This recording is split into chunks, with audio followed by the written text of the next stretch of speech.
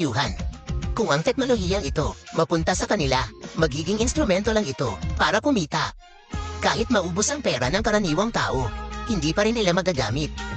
Ito ay taliwas sa aking layunin. Ang taas mo na ng tingin sa sarili mo. Ginagamit mo ang ating pinagsamang ari-arian para tumulong sa mahihirap. Ito ay proyekto ko pagkatapos ng diborsyo. Bukod pa rito, noon para makakuha ng green card, lumuhad ka para magpakasal tayo. Hindi naman tayo tunay na mag-asawa. Sige, pag-usapan natin ang tungkol sa muling pagpapakasal.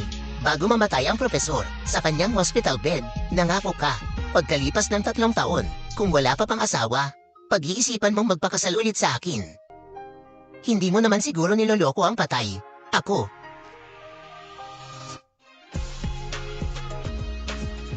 Top Arrow, pwede mo ba akong tulungan? Ano yon? T. Ito ang boyfriend ko.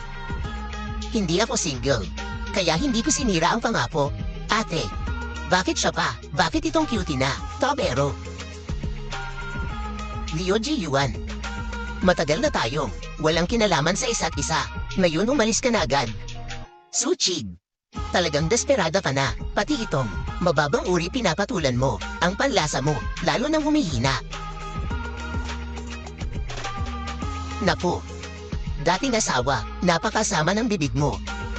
Sinasaktan mo ako. Sinasaktan niya kita. Kailangan pa bang pumili ng araw? Hay naku, umalis ka. Hindi ako titigil dito.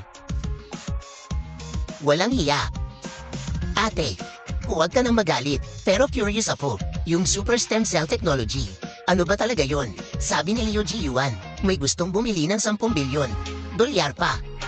Ang super stem cell, pwedeng walang hanggang magparami, maraming uri ng pag-aayos, o muling paggawa ng tisyo ng katawan.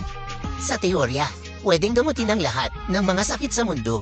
Sa madaling salita, immortalidad. Kaya pala, gustong-gusto nilang bilhin ang teknolohiyang ito. Ang galing mo talaga, ate. Yayaman na tayo. Yayaman na. Kung gusto mong ibenta mo sa akin. Kaya mo bang bilhin? Ang alok nila ay 10 bilyong dolyar. Meron ka ba? Wala ka namang pera. Ayaw kong pag-usapan yan. Pagkatapos ayusin ang tubo, umalis ka na. Oo, umalis ka na rin. Hindi ka rin mabuting tao. Ay sorry. Hindi ako makalis. Hoy, bastos ka ba? Napasalamuha mo ang profesional. Siyam na dan sa judo ako. Madali lang kitang sasaktan.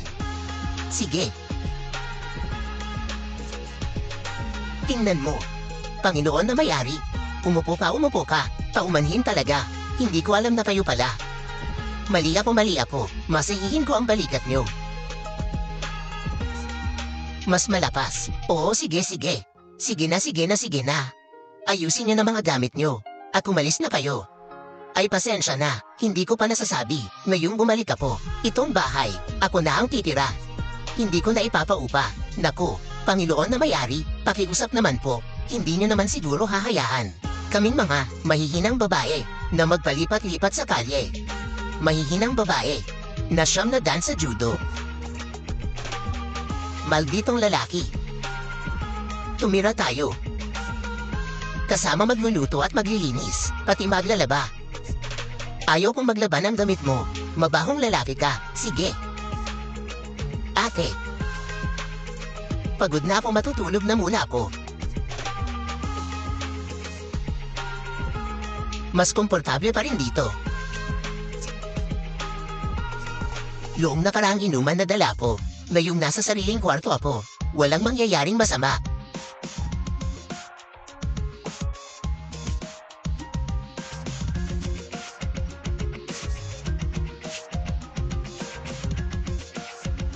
Ate Jackson, tutalag ulit ako sa'yo.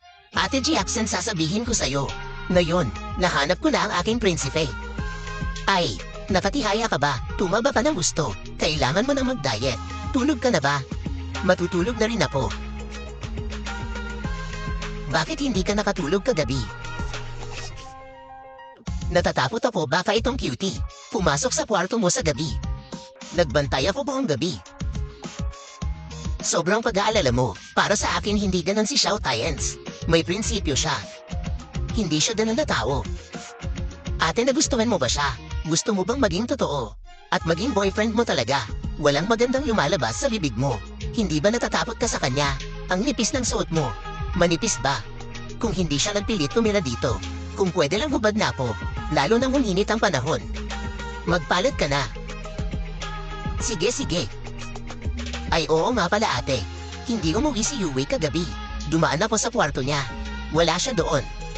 Ay naalala ko, hindi ko pa nasasabi sa kanila na may bagong nakatira.